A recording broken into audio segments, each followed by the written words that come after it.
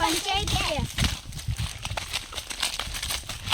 కూర్చోరా బట్ట సర్పంచ్ గారు ఇంకా రాలేదే.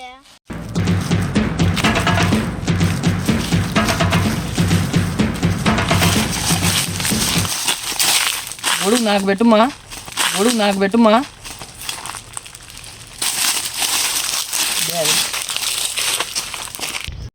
ఏం పీకి తెచ్చుకున్నావు?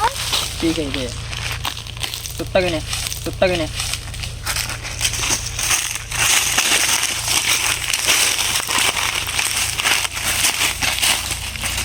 పంచాయతీకి టైం అవుతాను పొలం పాయా. పొలంలో ఉండు మా నాయన, ఆడిపోతే వాళ్ళు తలకాయ తించొస్తారా. పొలంలో ఉండవు. ఆ పంచాయతీ వచ్చే వాళ్ళు డబ్బులంతా తీసేసుకుని ఉంటాను నాగడ. చూడు వాచులు కూడా అమ్మేసిన. అద్దు సర్పంచ్ వస్తాండు. అయ్యగారు లేయండి.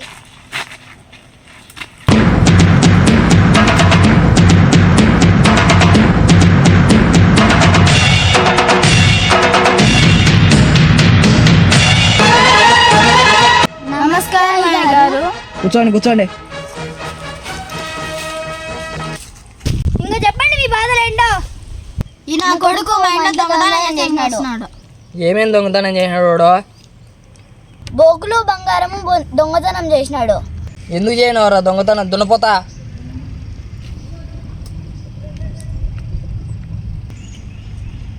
తలెత్తురా ముళ్ళల పంది,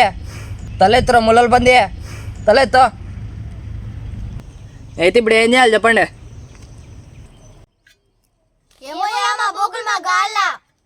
వీళ్ళేం తిట్టు తిరిగి ఉన్నారా? ఏమో నాకు తెలీదు. నీకేం తెలుసు అవదు. అయితే కొత్త బోగులు బంగారం తీసిచ్చునా? సత్యాలో బోకులు బాగున్నాయా? తీసుకుందాము. పెద్దది కొడవలు ఉంటిచ్చా ఒకటే. ఏమో నాకు తెలీదు. నా జీతం నాకి. ఇది 3 నెలల నుంచి ఇట తెచ్చా. అయితే సత్యాలో కాల మీకు బోగులు. ఆడు కొత్తగా బాగున్నాయి. ఏం చేసినవురా బంగారము బోగులన్నీ? అమ్మేసి ఏం చేసినావు? లెక్కంతా ఇల్లు కొనుక్కున్నాయా? క్షమించండి అయ్య గారు, ఇంకోసారి ఆ తప్పు చేయను. మా లెక్క కొట్టేసింది వాడు, బంగారం కొట్టేసింది వాడు, బోగులు కొట్టేసింది వాడు. నేను ఎందుకు తీపేయాలి మీకు బోగులు? సర్పంచ్ నాకు న్యాయం చేయరా? ఏం న్యాయం అని నాకు పడుతుంది బొక్క. వాడు దొంగతనం చేసినాడని ప్రూఫ్ ఏంది? సార్కులు నాకు లెక్క కొట్టేచ్చంటారు మీరు. వాడు ఒప్పుకున్నాడుయా.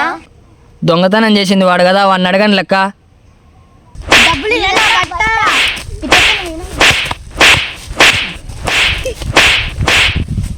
మీరు చెప్పనా అయ్యగారు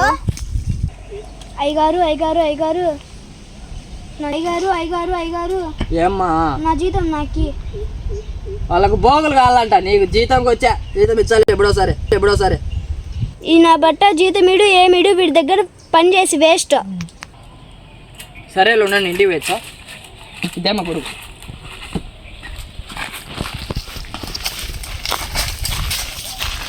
ఈ నా బట్ట పీనాడు ఏం రాదు. అయ్యగా నిలిపినాడు ఇంకెట్టమ్మా. వీడేం దొంగతనం చేయలా, మీరు సర్పంచ్ దగ్గర డబ్బులు కొట్టేదానికి వచ్చినారు కదా. ఇప్పుడు నిజం తెలిసిపోయింది. అయితే మా దగ్గర దాచిపెట్టాం కుదరదు. ఏం లేదమ్మగారు, మా దగ్గర డబ్బులు లేవు. అందుకనే సర్పంచ్ దగ్గర డబ్బులు తీసుకోవడానికి వచ్చినాము. మొత్తానికి ప్లాన్ చేసినారనమాట. బానే చేసినారు. వాడి దగ్గర డబ్బులు లేదంటే మీకు ఇస్తారా? అమ్మగారు ప్లీజ్ అమ్మగారు, మా దగ్గర డబ్బు లేదు, ఏదో ఒకటి చేయండి అమ్మగారు. ఏం చేయాలబ్బా? సరేలే, వాడు నిద్రపోయేటప్పుడు ఆస్తి అంతా తీసేసుకుందాం. పాపము వాళ్ళకు దొంగతనం జరిగి లెక్కలేదు అని నా కాడికి వచ్చినారు. నా కాడ చికెన్కే లెక్కలేదు, వానికి ఏం చేయాలబ్బా? సరేలే ఏదో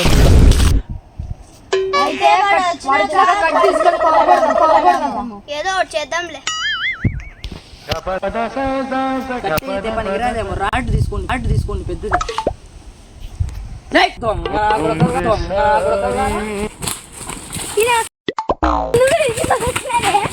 పాపమని లెక్కిద్దామనుకుంటే నన్నే మోసం చేస్తారా?